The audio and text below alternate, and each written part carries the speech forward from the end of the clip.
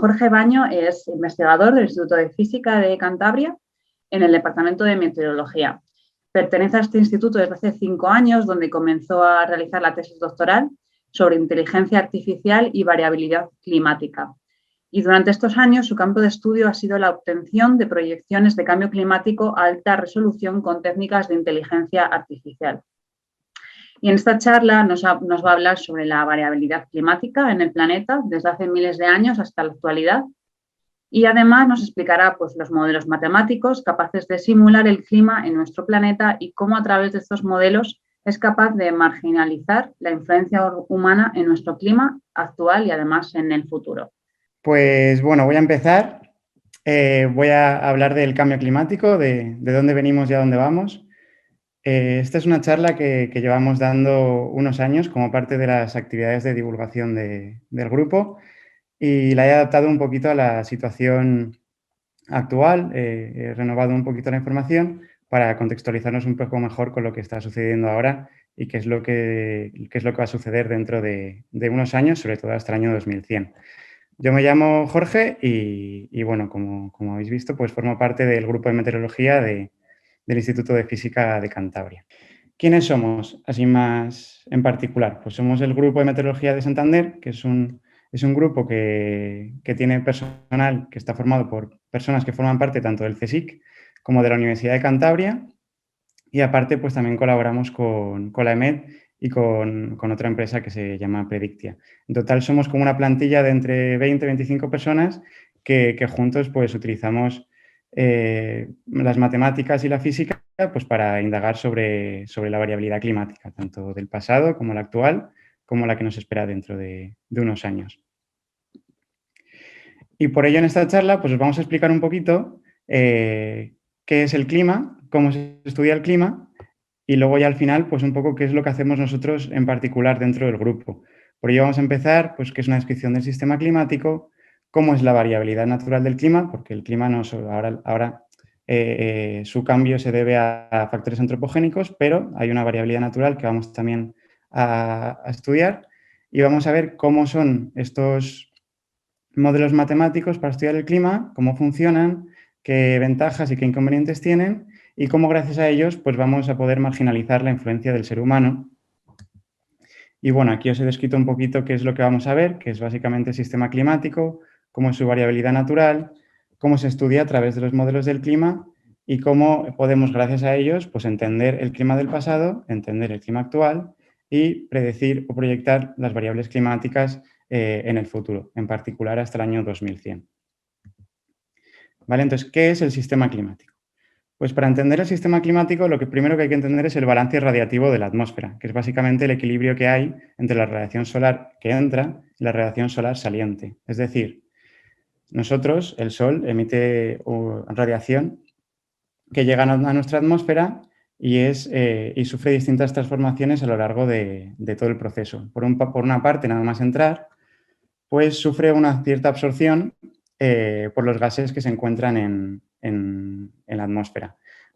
Pero no toda ella es absorbida, sino que parte consigue atravesar las capas de la atmósfera y llegar al suelo, donde parte es absorbida y otra parte es reflejada y de esa parte que se refleja, pues otra parte vuelve a ser absorbida por la atmósfera y otra parte escapa otra vez a la atmósfera y sale al exterior del espacio. Esto es lo que se llama el equilibrio radiativo y este equilibrio pues, se puede ver afectado, por ejemplo, alterando los gases de efecto invernadero, de efecto invernadero que hay en la atmósfera. De esta manera, la cantidad de radiación que absorbe la atmósfera pues, varía. También, por otro lado, si nosotros calentamos, si este equilibrio radiativo conlleva un aumento de las temperaturas, pues esto también, por otro lado, lo que conlleva es una disminución de la superficie helada. Y la superficie helada tiene un factor muy importante en el balance radiativo porque, como bien sabréis, la radiación cuando incide en una superficie blanca, en una superficie helada, la mayor parte de ella se refleja a la atmósfera. Entonces, tiene una contribución bastante importante en la cantidad de radiación que es reflejada al espacio exterior. Si esta superficie helada se disminuye, pues entonces un mayor porcentaje va a ser absorbido por nuestro planeta y por lo tanto se va va a salir menos porcentaje de radiación al espacio exterior, contribuyendo al calentamiento global. Pero todavía no vamos a hablar demasiado del calentamiento global, tan solo vamos a ver cómo funciona el sistema climático y qué procesos intervienen. Pues ya habéis visto que la atmósfera, por sus gases, lo que hacen es absorber y reflejar también la radiación entrante y por otro lado el suelo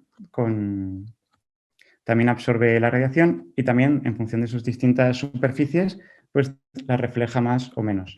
Y todo esto contribuye al balance radiativo de la atmósfera. Esto sería un poco más a nivel global, pero a nivel más local, regional, pues el sistema climático es un sistema pues muy complejo, que es el resultado al final pues del acoplamiento de muchos sistemas, desde el oceánico. Los océanos están en su sistema dinámico y están en movimiento y tienen unas ciertas propiedades de temperatura que al final lo que hacen es redistribuir la temperatura por todo el planeta y también interaccionan con su capa más cercana que es la atmósfera. Y todo ello pues también influye en las corrientes oceánicas y también genera ciertos fenómenos oceánicos que estaremos hartos de ver como las olas y bueno, otros movimientos de los océanos.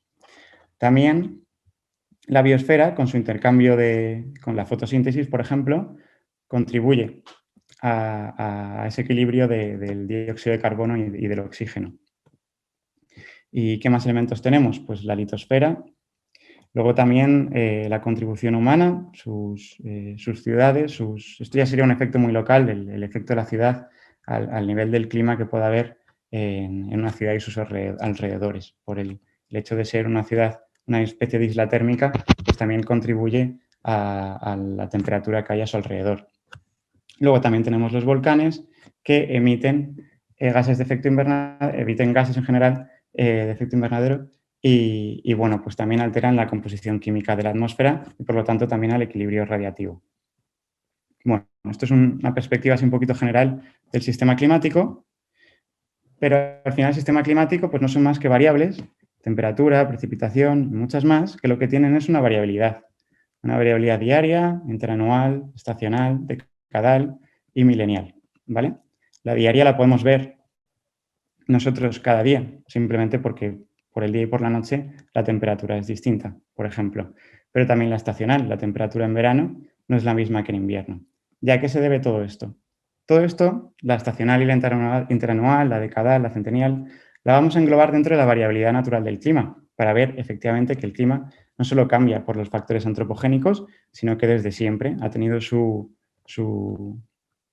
variabilidad natural. Y vamos a intentar explicar algunos de estos cambios con algunos conceptos incluso que ya sabemos y otros que vamos a comentar como, bueno, que serán novedad por parte de esta charla, ¿vale?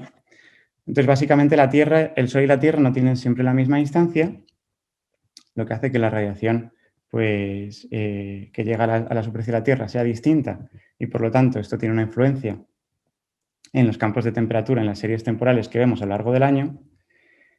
Y por otro lado también la Tierra tiene un grado de inclinación de aproximadamente unos 23,45 grados, que lo que hace es que los rayos del Sol no inciden todos de la misma manera en la superficie del planeta. Y cuando los rayos inciden con una perpendicular a la superficie, pues tiene una incidencia, al final hay una mayor hay una mayor radiación que llega en términos de vatios por metro cuadrado, que llega a esa superficie y por lo tanto, pues esa región en ese momento del año, pues tiene un mayor calentamiento, ¿vale? Y la inclinación es siempre la misma, pero por cómo está orientada la Tierra en torno al Sol, esos 90 grados generalmente ocurren entre los trópicos y lo que sucede es que al final la radiación es mayor en el hemisferio norte a lo largo de la mitad del recorrido y menor en el hemisferio sur, para la otra mitad. Entonces, esto es un poco el responsable de las estaciones y aquí vemos pues, la variabilidad natural, tanto diaria como estacional. Aquí abajo a la derecha tenemos una figurita donde podemos ver cómo cambia la temperatura a lo largo de los meses, ¿vale? Ya sabemos siendo mayor en verano y menor en invierno y podemos ver cómo cambia, principalmente por cómo está dispuesta la Tierra alrededor del Sol. Luego tenemos otro tipo de variabilidad, que es la variabilidad interanual. Para la variabilidad interanual, pues hay muchos mecanismos atmosféricos que controlan cómo cambia el clima a lo largo de los años. Interanual quiere decir, pues en periodos de entre 3 y 5 años, cómo cambia el clima, ¿vale? Y seguro que os suena un fenómeno que es un poco famoso, que es el fenómeno del Niño, que es básicamente un calentamiento anómalo en la zona del Pacífico ecuatorial. Cuando la temperatura del océano en esta región del mundo tiene un calentamiento mayor de la media, pues lo que ocurre es que este calor del océano se acaba liberando hacia la atmósfera y tiene impactos en regiones muy diversas del planeta, incluso muy alejadas. Aquí en la figura de abajo, pues podemos ver la influencia del Niño en ciertos lugares del planeta, ¿vale? Que es lo que se conoce como teleconexiones. Esto sería la variabilidad interanual. Y luego tenemos la variabilidad decadal y la variabilidad centenial o milenial. Habíamos visto cómo la Tierra describe órbitas alrededor del Sol, pero esta órbita no es siempre la misma. Hay periodos que se llaman los ciclos de Milankovitch y hay periodos de aproximadamente 100.000 años, a partir del cual pues, la Tierra va ligeramente, muy lentamente, porque vemos que es un periodo de 100.000 años, pues cambiando su órbita alrededor del Sol. Y por eso, al estar más alejado o más cercano, pues esto también cambia el balance radiativo de la atmósfera. Luego también tenemos erupciones volcánicas, pero no vale cualquier erupción volcánica, es decir, para que tenga un nivel significativo en el cambio a nivel global, pues tiene que ser una erupción contundente que realmente implique un cambio en la composición química de la atmósfera. Y luego a nivel más decadal, pues tenemos una circulación oceánica, que es la termolina, que es una circulación pues, que tiene también un periodo de 10-20 años, que básicamente redistribuye el calor del océano a través de las corrientes que veis en esta figurita.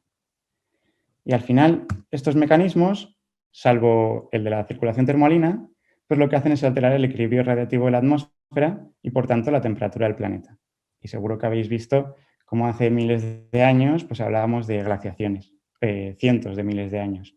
Y todo esto se debe a cambios pues, que he comentado, o en los ciclos de Milankovitch, o alteraciones en el eje de la Tierra, o por erupciones volcánicas. Vale, pues ahora ya que hemos visto que el clima tiene su variabilidad natural, vamos a ver cómo ha variado la concentración de gases de CO2, la concentración de CO2 en la atmósfera desde hace miles de años hasta la actualidad, ¿vale? Entonces, en la gráfica de aquí de la izquierda podemos ver desde hace 500.000 años cómo ha cambiado, que sería la curva azul, el CO2 hasta la actualidad, ¿vale? Entonces, aquí vemos toda su variabilidad natural. Probablemente los picos pues, por ejemplo, se puedan corresponder a ciertas erupciones volcánicas o a equilibrios radiativos, a situaciones donde el equilibrio radiativo de la atmósfera propiciaba un pico de CO2. Pero lo que vemos en rojo es la temperatura global del planeta. Entonces, a mí lo primero que me llama la atención es cómo parece que la curva azul y la curva roja se parecen mucho. Es decir, que cuando tenemos unos niveles de dióxido de carbono bajos, pues la temperatura global del planeta, en general, es menor que cuando los niveles de dióxido de carbono son más altos. Pero sobre todo es llamativo la correlación que hay entre ambas variables. Entonces, parece ser que el dióxido de carbono, su concentración en la atmósfera, es un indicador muy fiable de cómo se espera que sea la temperatura global en el planeta. ¿Vale? Y si podéis ver, aquí tenemos la curva de la variabilidad natural, pero si nos vamos al año cero, en la gráfica a la izquierda, pues aquí vemos cuáles son los niveles de dióxido de carbono que tenemos actualmente. Son aproximadamente 384 en partes por millón, ¿vale? Como veis, este punto en el que nos encontramos ahora pues está muy por encima de lo que se ha visto en los últimos 500.000 años, que forma parte de esa variabilidad natural del planeta. Por lo que ya es así un indicativo de que realmente el ser humano parece que está teniendo una influencia en el clima actual. Y ahora en las diapositivas siguientes pues vamos a ver con más detalle cómo marginalizar esta influencia del ser humano. Aquí en la figura de la derecha, en vez de ver desde 500.000 años hasta la actualidad, pues lo vemos un poquito como haciendo zoom desde tan solo el año 1000 hasta el año 2000, pues cómo ha ido variando la concentración de gases de CO2 y cómo ha ido cambiando la temperatura del planeta, ¿vale? Entonces veis que justo a partir del año 1850 los gases de dióxido de carbono se empiezan a disparar y la temperatura global del planeta pues se dispara con ella, alcanzando los 14 grados, los 14,4 grados y medio en el año 2000. Vale. Los gases de efecto invernadero.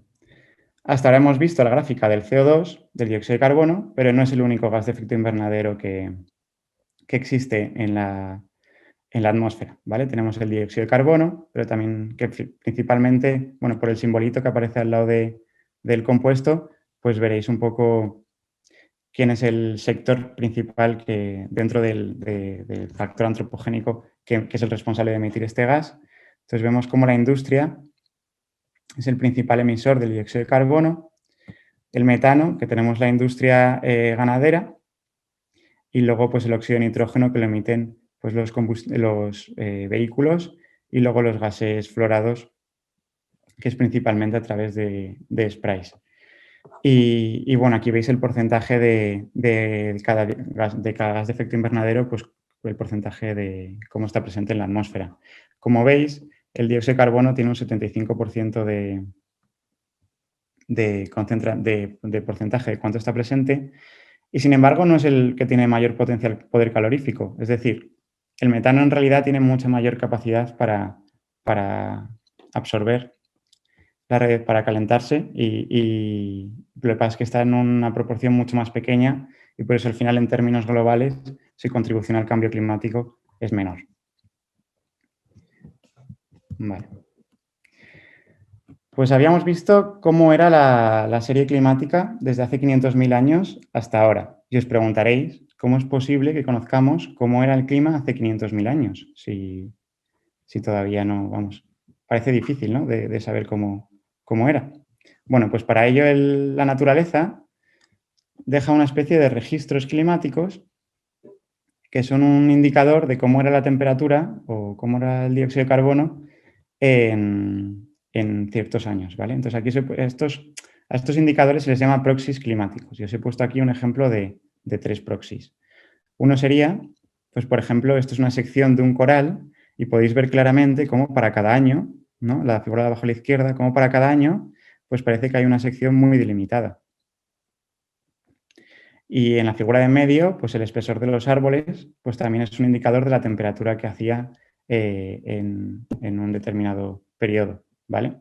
Y luego también variaciones en los isótopos de las superficies de hielo, por ejemplo el berilio, pues también es un indicador de la temperatura que había en el planeta. Y gracias a todos estos proxies, hay más, pues podemos reconstruir el clima de hace 500.000 años. Vale.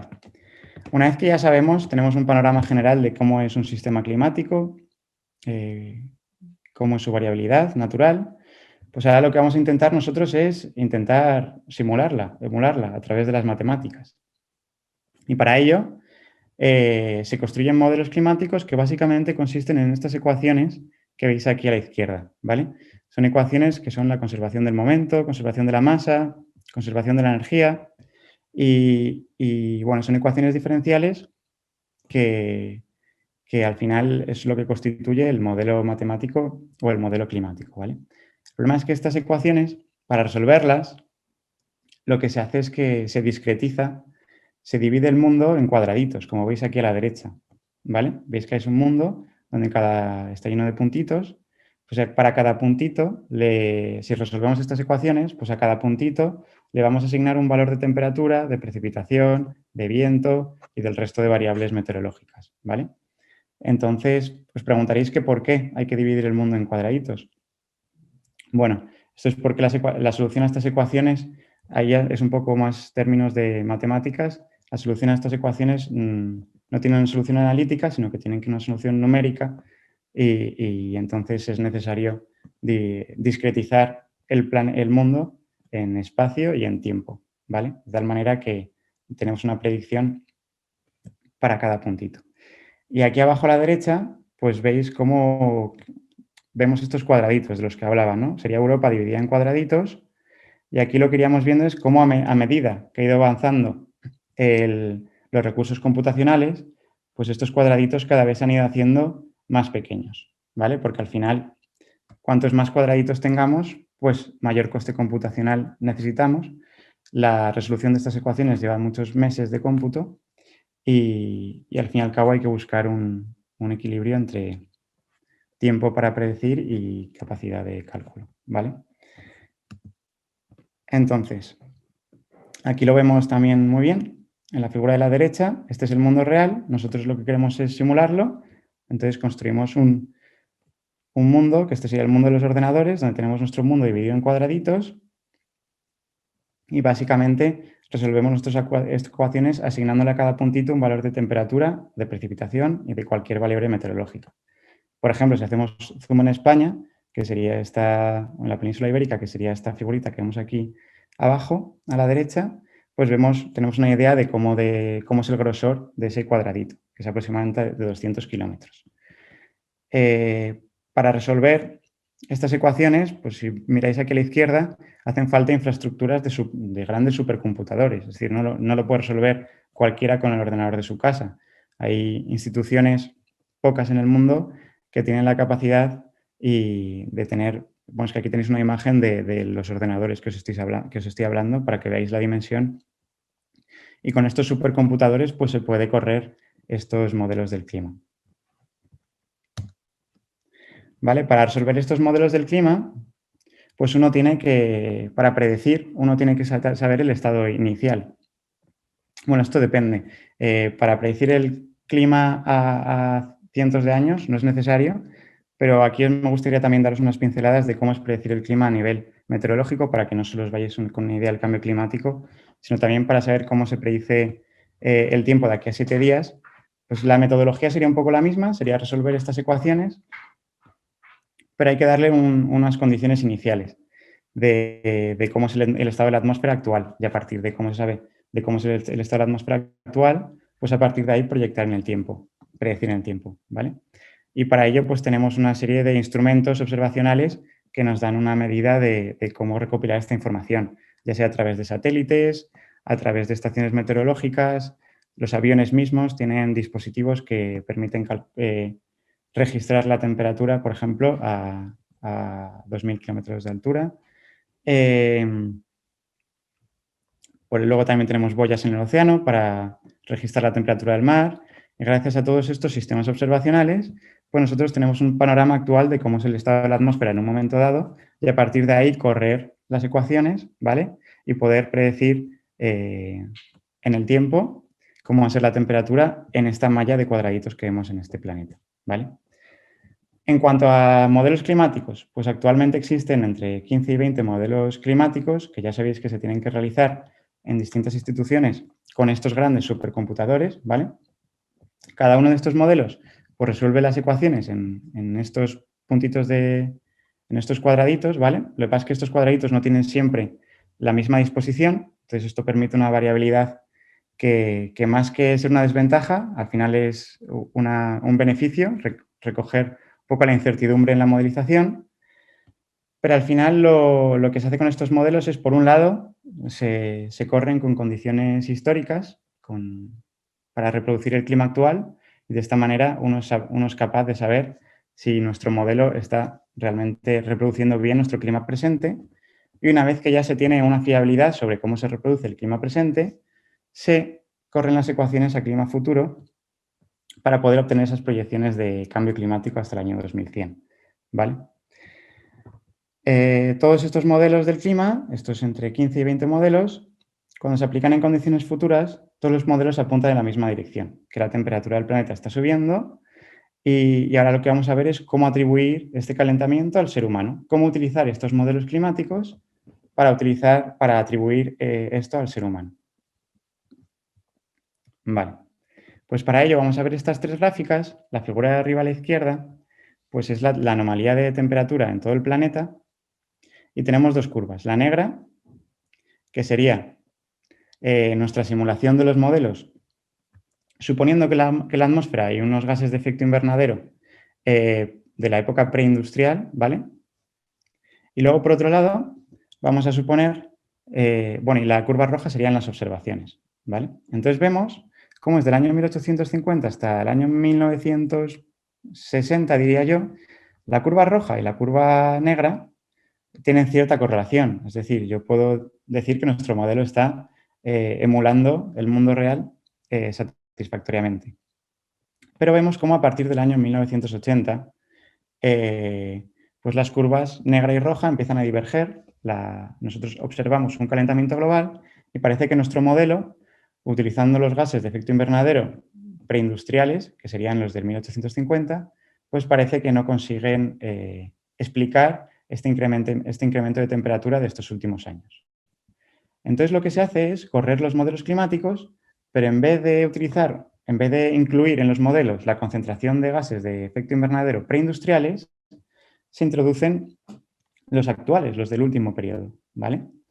Entonces con eso, pues vemos cómo la curva negra y la curva roja, pues ya parece que empiezan a solaparse y por tanto parece que esta diferencia, estos gases de efecto invernadero antropogénicos, porque al fin y al cabo los emitidos en estos últimos 100 años son los debidos al ser humano, pues parece que son los que explican este incremento de temperatura en las últimas décadas. Y si ya combinamos ambos forzamientos, ¿vale? El antropogénico y el natural, tendríamos la gráfica de abajo del todo y parece que ya tendríamos como la curva negra, que sería el modelo, y la curva roja, las observaciones, pues ya nos dan ya parece que coinciden pues bastante, ¿vale? Entonces con este experimento pues se puede atribuir el calentamiento global a los gases de efecto invernadero emitidos por el ser humano. Es decir, que el calentamiento global que estamos viendo tiene una naturaleza antropogénica y no forma parte de la variabilidad natural que hemos visto y que hemos explicado al principio de la presentación. Vale. Entonces, ¿cómo se hace para para proyectar en el futuro? Para saber cómo van a ser las temperaturas, la precipitación y otras variables hasta el año 2100. Pues para ello se hace un estudio socioeconómico para ver cómo van a ser las concentraciones de gases de efecto invernadero de aquí al año 2100. Y se elaboran distintos escenarios. Un escenario suponiendo que nosotros adoptamos ciertas medidas que hagan que el nivel de gases de efecto invernadero en la atmósfera disminuya. Otro escenario donde sea que esos gases de efecto invernadero se moderan, pero no tanto. Y otro escenario donde nosotros no adoptamos ninguna medida y los gases de efecto invernadero sigan subiendo como hasta ahora, con la misma tendencia, ¿vale? Se elaboran distintos escenarios para saber cómo va a ser la temperatura en función de cuánto emitamos. Y aquí es lo que tenemos en la figura de aquí de la izquierda. Estos gases de efecto invernadero, como sabéis, alterarían el equilibrio radiativo y esto es lo que mide el eje, el forzamiento radiativo, ¿vale? Y tenemos un escenario en la curva azul que sería un escenario muy, muy pesimista, donde nosotros no adoptamos ninguna medida y seguimos emitiendo sin control. Y por otro lado, un escenario verde, donde nosotros adoptamos medidas rápidamente y los gases de efecto invernadero disminuyen, ¿vale? Y al final, ¿qué consecuencias a nivel de temperatura, precipitación o subida del nivel del mar, por ejemplo, pues tenemos en función de cada escenario?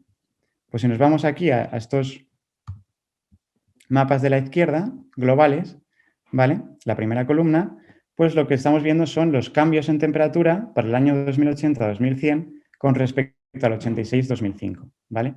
La columna de la izquierda sería para el escenario donde digamos que adoptamos medidas rápido y la columna de la derecha sería para un escenario donde nosotros seguimos emitiendo sin control. Entonces, como podéis ver, pues la diferencia en temperatura, que sería la primera fila, pues es bastante significativa. De producir un calentamiento global de entre medio grado hasta 2 grados en algunas regiones, tal vez 3 en la Antártida, a donde si emitimos sin control, pues tenemos incrementos de hasta 4, 5, 7 grados en algunos lugares del planeta, ¿vale? Aunque como podéis ver, hay una cosa que está clara, que es que independientemente del escenario, el mundo se calienta y no hay ninguna región que vaya a sufrir un enfriamiento a nivel climatológico. La precipitación pues, es más variable, hay lugares donde va a verse disminuida y otros lugares donde va a incrementarse. Aquí hablamos de la precipitación media. Hay otros parámetros distribucionales, como son los extremos, que también van a cambiar y que no los muestro por simplicidad, pero que al final a nivel de precipitación pues tienen relevancia, porque por ejemplo aquí en España, si vemos, pues vemos que tenemos un color marroncito, lo que implica que va a llover menos, aproximadamente entre un 10-20% menos con respecto al 86-2005, ¿vale? Pero lo que no muestro aquí es que va a llover menos, pero los días que llueva va a llover más y los extremos de precipitación van a ser mayores, lo que quiere decir bueno, esto tiene ciertos impactos que hay que tener en cuenta a la hora de ciertos impactos en ciertos sectores como agricultura o construcción, que bueno, es importante estos extremos para adaptarse al cambio climático, ¿vale?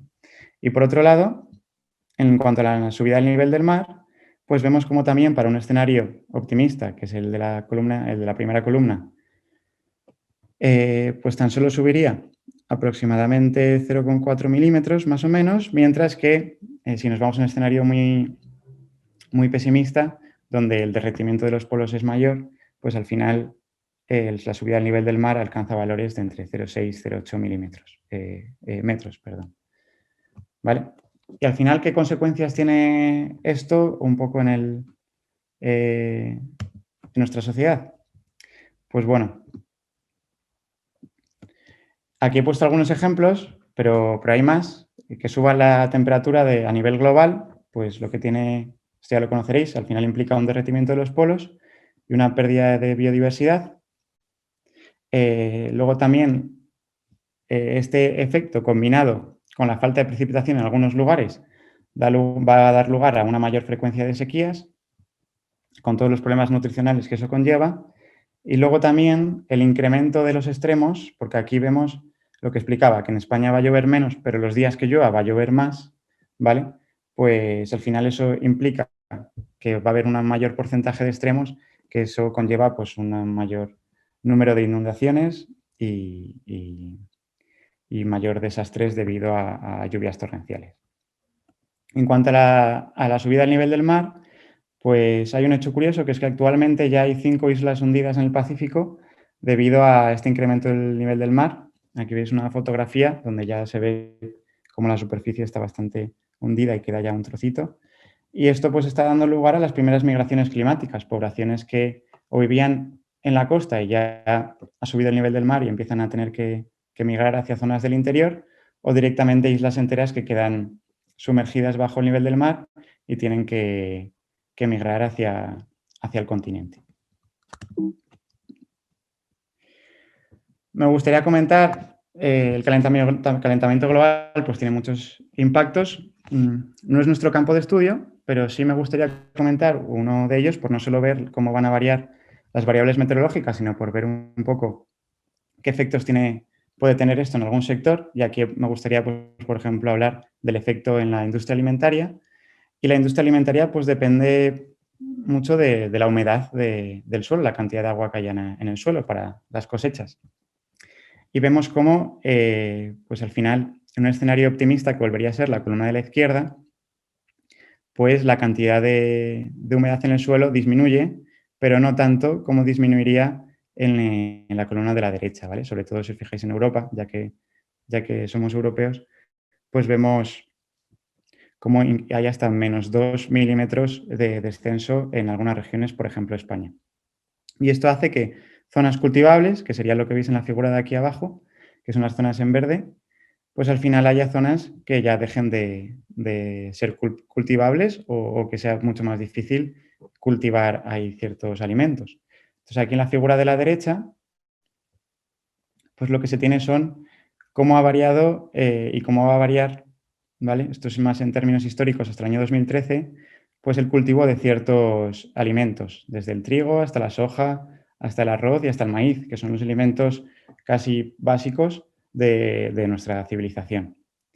Y vemos pues cómo al final hay un impacto por década del número de cómo va a ir disminuyendo la superficie cultivable, ¿vale? En climas más tropicales y climas más de latitudes medias, que sería el nuestro, que sería esta columna marroncita, pues como el trigo, por ejemplo, que es un alimento básico en nuestra alimentación, pues va a sufrir un un descenso a nivel de su producción, ¿vale? Y aquí en la derecha pues vemos cómo sería este descenso con una adaptación al cambio climático, aquí veis with adaptation, y con una falta de adaptación al cambio climático, cómo va a cambiar, ¿vale? Y bueno, pues en base a estas consecuencias, a estas proyecciones de cambio climático, pues en el año 2015 los países llegaron a un acuerdo, en lo que se conoce como Acuerdos de París, donde el objetivo era limitar el calentamiento global a 1,5 grados. ¿Vale? Entonces aquí en la figura de la izquierda veis desde el año 1990 hasta el año 2100 pues cómo van incrementándose los gases de dióxido de carbono. ¿Vale? Entonces el objetivo de París pues sería esta línea de azul que estoy señalando con el puntero, no sé si la veis, pero si no es la que pone Paris Continued Ambition. ¿Vale? Porque si nosotros alcanzamos estos niveles de efecto invernadero, pues la probabilidad, aquí vendría en la gráfica a la derecha, pues las probabilidades de alcanzar ciertos incrementos de temperatura a nivel global, ¿vale? Entonces, si nos situamos en los objetivos de París, pues las probabilidades de alcanzar una temperatura mayor de 4 grados en todo el planeta, pues sería tan solo de un 10% aproximadamente, ¿vale? Entonces, nos mantendríamos en un margen donde habría ciertas consecuencias, porque al fin y al cabo la temperatura global se incrementa, pero no serían consecuencias traumáticas para algunos sectores de la población y en particular para algunos lugares del planeta. Y en consecuencia de esto, pues recientemente la Unión Europea pues, ha puesto como objetivo reducir las emisiones de gases de efecto invernadero pues al menos un 55% con respecto a los valores de 1990. Y os preguntaréis por qué 1,5 grados y no 2 grados de calentamiento global. Pues bueno, al final parece mentira, pero aunque solo sea medio grado de diferencia, pues todo esto lo que conlleva son una alteración significativa de algunas propiedades del clima, como mayor número de extremos, mayor porcentaje de superficies dañadas afectadas por la sequía, que al final lo que conlleva es que haya lugares del planeta que estén más afectados por el cambio climático y en particular esos lugares del planeta paradójicamente son los más vulnerables, que son al final los países que se encuentran entre los trópicos y en las latitudes medias del hemisferio sur. Ya por último, me gustaría profundizar un poquito en lo que hacemos nosotros en particular dentro del grupo. Bueno, no todos, hay muchas líneas de investigación, pero la línea en la que yo particularmente estoy más metido es en la regionalización del clima, que es cómo incrementar la resolución espacial de los modelos. Vimos que el mundo estaba dividido en cuadraditos, podéis ver aquí abajo a la izquierda, por ejemplo, cómo es el tamaño de ese cuadradito, y nuestra intención es disminuir ese tamaño del cuadradito, ¿vale? Hacerlo más pequeño para poder incorporar fenómenos locales y regionales al modelo y que no son captados de otra manera por los modelos climáticos que habíamos visto antes. Para ello, una de las maneras es, por un lado, en vez de predecir en todo el planeta, limitar la predicción a un subconjunto del planeta, en este caso Europa, y volver a simular las ecuaciones, o por otro lado, establecer relaciones estadísticas entre variables de larga escala, es decir, entre el mapa de la izquierda, por así decirlo, con los cuadraditos grandes, y el cuadradito de la derecha entre el mapa de la derecha con los cuadraditos pequeños. Se establecen relaciones estadísticas que luego se aplican a futuro para obtener esas predicciones de cambio climático a nivel local, que sería de alta resolución, ¿vale? Aquí la figura de abajo a la derecha, pues es lo que enseño es cómo es el calentamiento global en base a los modelos climáticos, que sería la columna de la izquierda, que pone GCM, los modelos de regionalización físicos, ¿vale? Donde solamente se simulan las ecuaciones en un subdominio, como sería Europa, sería la columna de en medio, y luego a través de métodos estadísticos, que sería la columna de la derecha. Y podemos ver cómo varía la temperatura para distintos periodos, pues desde el año 2006-2040, 2040-2070 y 2070-2100. Entonces vemos cómo progresivamente la temperatura se va incrementando por cada 30 años, ¿vale? Pasando de un incremento de aproximadamente 1 grado en estos primeros 40 años del siglo hasta entre 5 y 6 en los últimos 30 años del siglo. Esto es en el escenario pesimista, en el que no tomamos ninguna medida contra el cambio climático. Y bueno, más o menos esto es todo. Si tenéis preguntas, pues os las contesto encantado. No sé si preferís ponerlas por el chat o directamente desconectar el micrófono y preguntar. Muchas gracias, Jorge. Bueno, pues adelante si hay alguna pregunta por el chat, estamos pendientes o si alguien quiere abrir el micrófono, adelante.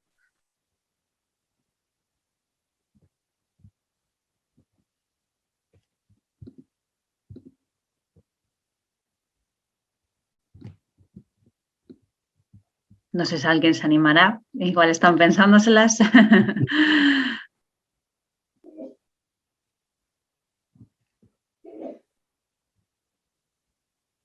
Bueno, no sé si alguien se anima. Yo, en cualquier caso, voy a dejaros un pequeño formulario para que nos deis vuestra opinión de la actividad y bueno, que nos podáis responder en el formulario que os pongo en el chat para todos. Y bueno, pues si, no sé, si se animan a hacer alguna pregunta a alguien sobre alguna de los puntos que has comentado, perfecto. Si no, no sé si quieres comentarnos alguna cosa más, Jorge, que se te haya quedado. Aquí veo una pregunta en el chat. Perfecto, muy bien. Vale, veo que es una pregunta, la voy a leer en alto por si alguien no está leyendo el chat, que es ¿qué opinas sobre la propuesta de ley del cambio climático en España?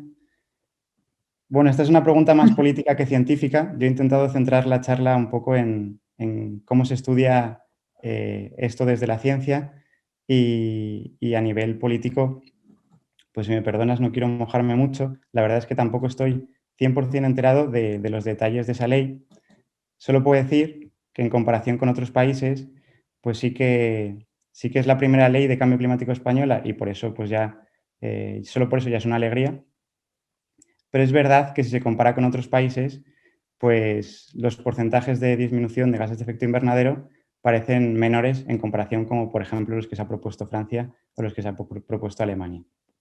Pero esto es lo que puedo decir.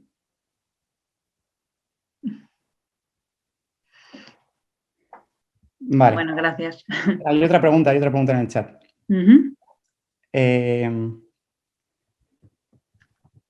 La leo en alto también, por si alguien está leyendo el chat, que es, ¿podrías por favor hablarnos brevemente de cuáles son esas técnicas en concreto?